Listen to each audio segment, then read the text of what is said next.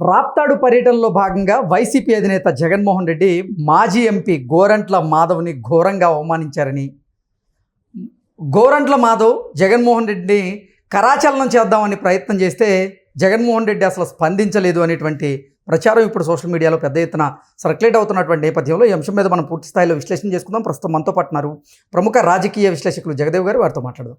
జగదేవ్ గారు నమస్తే అండి. నమస్తే అండి. మాజీ ఎంపీ గోరంట్ల మాధవ్ని వైసీపీ అధినేత జగన్మోహన్ రెడ్డి ఘోరంగా అవమానించారని, గోరంట్ల మాధవ్ జగన్మోహన్ రెడ్డికి కరాచలనం ఇచ్చేందుకు ప్రయత్నం చేస్తే జగన్మోహన్ రెడ్డి ఇవ్వలేదని, అసలు పట్టించుకోలేదు అనేటువంటి ప్రచారం సోషల్ మీడియాలో పెద్ద ఎత్తున సర్క్యులేట్ అవుతూ ఉంది. అవును, దీని మీద మీ విశ్లేషణ ఏంటి? ఇది మొన్న రాప్తాడినప్పుడు కూడా అది జనరల్గా గోరంట్ల మాధవ్ ఎన్ననుకున్న వాళ్ళ పార్టీ నాయకుడు, పైగా మాజీ ఎంపీ. సో ఆయన గురించి కూడా ఆయన కలవడము చేయడము అవన్నీ ఉండాలి. సో వాటి మీద ఎందుకు దృష్టి పెట్టలేదు? ఎందుకంటే జగన్మోహన్ రెడ్డి గారు బయటికి వచ్చారంటేనే చాలామంది సోషల్ మీడియా ట్రోల్స్ చేసేది ఏంటంటే ఎక్కడైనా శవం లేస్తే కానీ ఆయన బయటికి రారు అన్నట్టుగా కూడా మాట్లాడుతున్నారు. సో ఇటువంటి నేపథ్యంలో పాత నాయకుల్ని, కొత్త నాయకుల్ని అందరినీ కలుపుకుపోవాలి. ప్రతి ఒక్కరు కూడా ఏ నియోజకవర్గంకి వెళ్తే ఆ నియోజకవర్గంలో ప్రాధాన్యత ఉండే వ్యక్తుల్ని కలుస్తూ ముందుకు తీసుకెళ్లే ప్రయత్నం అయితే చేయాలి. బట్ ఈయన ఎప్పుడు కూడా ఎలా ఉంటుందంటే ఫోకస్ అంతా నా మీద ఉండాలి, ప్రజలు కానీ ఓటర్లు కానీ అందరూ నా కోసం పరితపించాలి, దాని మీద వాళ్ళ ఛానల్లో హైలైట్ చేసుకుంటూ యాడ్లు వేసుకోవడం, ఒక స్పెషల్ ఎఫెక్ట్స్. లాస్ట్ టైం చూసారా, ఒక అమ్మాయి జగనన్న నేట్ చేసి నీకోసం తప్పించిపోతున్నాను, నాకు అమ్మ కూడా రాలేదని చెప్పిందని ఏదో ఒక 5-6 ఏళ్ళ బాలిక ఏడ్చింది అన్నట్టుగా చూపించారు. అంటే ముందే ప్లాన్ చేసి స్క్రిప్ట్ రాసి పెట్టుకుంటారా, లేదంటే అప్పటికప్పుడు 4 కెమెరాలు బంధించి దాంట్లో ఉన్న మంచి మంచి ముక్కలు తీసి ఎడిట్ చేసి హైప్ చేసుకుంటారో తెలియదు, కానీ మొత్తానికి జగన్మోహన్ రెడ్డిని హైలైట్ చేస్తారు. అలా హైలైట్ చేసినప్పుడు ఎవరైనా అడ్డగా వచ్చినా, ఈవెన్ ఆయన కరచాలం ఇవ్వడానికి అడ్డగా వచ్చినా, లేదంటే ఆయనకి పలకరించడానికి వచ్చినా, ముందు ఆ కెమెరాలకు అడ్డు తొలగిపోవాలి. ఆయనకి ఆ ఇంట్రెస్ట్ ఉన్నట్టుగా మనం చాలా సందర్భాల్లో చూసాము, విన్నాము. సో నిన్న కూడా ఆ కార్యక్రమంలో ఎవరైతే లింగయ్య అని ఎవరో ఒక కార్యకర్తని లింగమయ్య కార్యకర్తని చంపేశారండి, వాళ్ళకి పలకరింపుకు వెళ్ళడం, అక్కడ ఒక పెద్ద హైడ్రామా, జనసందోహం ఎక్కువైపోవడం వల్ల హెలికాప్టర్ ఏదో డిస్టర్బెన్స్ వచ్చిందని, సో బై రోడ్డు వెళ్ళారు, ప్రజల కోసమే ఆయన బై రోడ్డు వచ్చాడు అన్నట్టుగా రకరకాలుగా చెప్పారు. సో ఆ సందర్భంలో గోరంట్ల మాధవ్ గారు వెళ్ళినప్పుడు ఎందుకో మొహం చాటేశారు అన్నట్టు కూడా సొంత కార్యకర్తలే డిస్కస్ చేసుకున్నారు. ఎందుకు? గతంలో గోరంట్ల మాధవ్ గారి మీద ఒక ఎంపీగా ఉన్నప్పుడు కూడా కొన్ని అసభ్యకరమైన వీడియోలు సోషల్ మీడియాలో వైరల్ అయ్యాయి. ఆయన ఎవరెవరితో కలిసి ఉన్నవి, లేదంటే ఏదో డ్యాన్స్లో గట్రా చేసిన వీడియోలు బాగా ఏదే. ఆయన తర్వాత చాలా డిస్టర్బ్ అయ్యారు. అసలు ఆయనకి ఆ అవకాశం ఇచ్చింది జగన్మోహన్ రెడ్డి. ఒక సాధారణ ఎస్హెచ్ఓగా, సిఏగా ఉన్న పర్సన్ ప్రభుత్వానికి వ్యతిరేకంగా, ప్రభుత్వం మీద యాంటీగా ధైర్యంగా ముందుకు వెళ్ళాడు కాబట్టి జగనన్న భుజం తట్టి ఆయనకి సీట్ ఇచ్చి ఎంపీ చేసిన సందర్భాలు ఉన్నాయి. దానికి ఆయనకి అంత విశ్వాసం లేకుండా తర్వాత జగనన్నను దృష్టిలో పెట్టుకోకుండా ఆయన నచ్చినట్టుగా స్టేట్మెంట్లు ఇవ్వడము, నచ్చినట్టుగా క్యాన్వాసింగ్ బిహేవ్ చేయడం అని చేశారు. అందుకు జగనన్న ఎడమొహం పెడమొహంగా ఉంటున్నారన్నది ఒక వాదం. కానీ జగన్మోహన్ రెడ్డి గారు మరలా ఏదైతే 2019లో చాలామందికి అవకాశం ఇచ్చుకుంటూ ఆయన గెలుచుకుంటూ వచ్చారో, అందులో మొదట 2011లోనో 12లో పార్టీ పెట్టినప్పుడు ముంచి ఎవరెవరైతే పార్టీ జెండా మోసి ఆయనతో పాటు స్థిరంగా ఉన్నారో వాళ్ళని మరలా కలుపుకునే ప్రయత్నం చేస్తున్నారు అనేది అంతర్లీనంగా ఉన్న ఒక టాపిక్. ఎందుకంటే సొంత తల్లి, సొంత చెల్లి కూడా పార్టీని విడిచి వెళ్ళిపోయారు.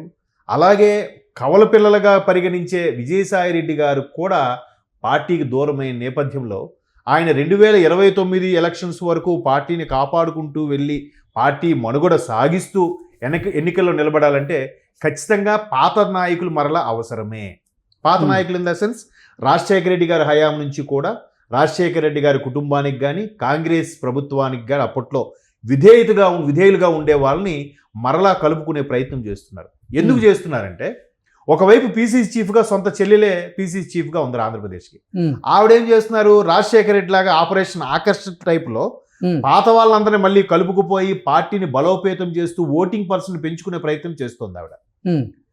ఖచ్చితంగా దానికి పక్కన తెలంగాణ రాష్ట్ర ముఖ్యమంత్రి సపోర్ట్ ఉంది, అధిష్టానం సోనియమ్మ సపోర్ట్ ఉంది, రాహుల్ గాంధీ గారి సపోర్ట్ కూడా ఉంది. కాబట్టి కాంగ్రెస్ నాయకులు కూడా చాలామంది మరలా వాళ్ళ ఉనికిని చాటుకొని కాంగ్రెస్లో చేరే ప్రయత్నం కూడా చేస్తున్నారు. దానికి బెస్ట్ ఎగ్జాంపులే రీసెంట్గా రాజమండ్రిలో మాజీ ఎంపీ హర్ష్ కుమార్ గారు కూడా పాస్టర్ ప్రవీణ్ గారి విషయం అక్కడికి వెళ్ళి కూడా లైవ్ చేసే ఉద్దేశం ఏంటంటే మరలా కాంగ్రెస్ తరపున హైలైట్ అయ్యి షర్మిల గారితో సమక్షంలో పీసీ చీఫ్లో ఆయన సమక్షంలో ఆవిడ చేరుతూ మరలా కాంగ్రెస్ని ముందుకు తీసుకెళ్లే ప్రయత్నంలో భాగమే అని స్థానికంగా మాట్లాడుకున్న విషయాలు. సో మొత్తం మీద షర్మిల గారు కాంగ్రెస్ నాయకుల్ని పాత తరం తండ్రి తరంలో ఉన్న సమకాలికులను అందరినీ కలుపుకునే ప్రయత్నం చేస్తుంటే అసలు వైసీపీ పుట్టిందే ఇటువంటి కాంగ్రెస్ నుంచి వచ్చిన వాళ్ళ నుంచే కదా. మరి ఈయన కూడా ఆ కాంగ్రెస్ నుంచి వచ్చిన వ్యక్తే కదా. కాంగ్రెస్లో ఎంపీగా చేసి మళ్ళీ రిజైన్ చేసి మళ్ళీ గెలిచి తర్వాత కదా సొంత పార్టీ బయటకు వచ్చి పార్టీ పెట్టుకున్నాడు జగన్మోహన్ రెడ్డి గారు కూడా. సో పాత వాళ్ళని మరలా కలుపుకుపోయే ప్రయత్నం చేస్తున్న నేపథ్యంలో 2019 నుంచి హైలైట్ అయితే ఎవరైతే ఉన్నారో వాళ్ళని ఎందుకో అంత ప్రాధాన్యత ఇవ్వట్లేదు అనేది ఒక అంశం. ఎందుకంటే ఆయన మొన్న ఓడిపోయిన తర్వాత అంటే ముఖ్యమంత్రిగా అవ్వకుండా ఎమ్మెల్యేగా అయితే గెలిచారు. గెలిచిన తర్వాత పులివెందులో 3 సార్లు వెళ్ళారంట. 3 సార్లు వెళ్ళిన ప్రతిసారి కూడా రాజశేఖర రెడ్డి గారికి అనుయాయులుగా ఉన్న చాలామంది వచ్చి ఏదో హితబోధ, బాబు మనది మన వాళ్ళని ముందు గుర్తించు, అందరిని నమ్మేయద్దు, ఏదో వాళ్ళు మీ ముఖం పెట్టుకున్నాక వాళ్ళు గెలిచారు తప్ప వాళ్ళకి అంత సొంత ఇది లేదు, సో మనం జెండా మోసిన వాళ్ళకి మీరు ప్రాధాన్యత ఇవ్వాలి, అటువంటి వాళ్ళని కలుపుకుపోండి, మీరు కొత్తగా ఎవరికైతే టికెట్లు ఇచ్చి మీ వల్ల వాళ్ళు గెలిచారో అటువంటి వాళ్ళకి మీరు ప్రాధాన్యత ఇవ్వద్దు అన్నట్టు కూడా చాలా మంది చెప్పడం. ఈ నేపథ్యంలో గోరంట్ల మాధవ్ లాంటి వాళ్ళని కొత్తగా వచ్చిన వాళ్ళటువంటి ఇంకా పేర్లు ఉన్నాయి, అలాంటి వాళ్ళందరూ కూడా మెల్లమెల్లగా సైడ్ చేస్తే బెటర్, లేదా వాళ్ళకి అంత ప్రాధాన్యత ఇవ్వకపోతే వాళ్ళే వెళ్ళిపోతారుగా. పొమ్మల్లేక పొగబెట్టే ప్రయత్నం కూడా చేస్తున్నారు. అంటే ఎవరైతే పార్టీని దృష్టిలో పెట్టుకొని పార్టీని బద్నాం చేసే దిశగా ముందుకు తీసుకెళ్ళారు. రాజకీయాల్లో హత్యలుండు, కేవలం ఆత్మహత్యలు మాత్రమే ఉంటాయి. ఎగ్జాక్ట్లీ, బాగా చెప్పారు.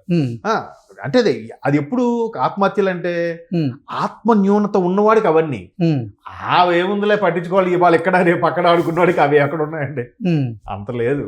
ఓకే, అదే ఒకప్పుడు ఇప్పుడు గోరంట్ల మాధవ్కి వైఎస్ఆర్సీపీలో పొమ్మలు లేక పోగబెట్టేటువంటి పరిస్థితి ఉందా? అందుకే జగన్మోహన్ రెడ్డి కరచాలనం ఇచ్చేందుకు కూడా ఆయన నిరాకరించారా అంటే మేబీ అయ్యుండొచ్చు.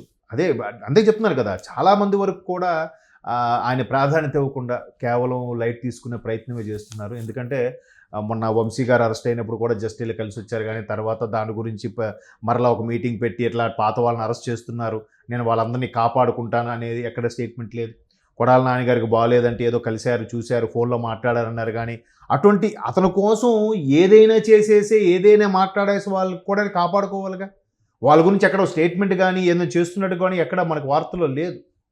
సో ఎందుకో అట్లా ఎవరైతే పార్టీని బదనాం చేసే పరిస్థితి తీసుకొచ్చే వాళ్ళందరినీ కూడా మెల్లమెల్లగా ఈయనే సైడ్ చేస్తున్నాడా, లేదా పట్టించుకున్నట్టుంటే పొమ్మలు లేక పోగొట్టేలా చేస్తున్నాడా అనేది కూడా అయ్యుండొచ్చు. చూద్దాం మరి. ఆయన మరలా పార్టీ బలోపేతం దృష్టి పెడితే మాత్రం మరలా కాంగ్రెస్ నుంచి వచ్చి నిలబడే వాళ్ళు, లేదా రాజశేఖర రెడ్డి గారికి అత్యంత అభిమానంతంగా ఉండే వాళ్ళు వస్తేనే మరలా పార్టీ మనుగడ కొనసాగుతుందని ఒక అభిప్రాయం. ఓకే అండి, థ్యాంక్ యూ సో మచ్.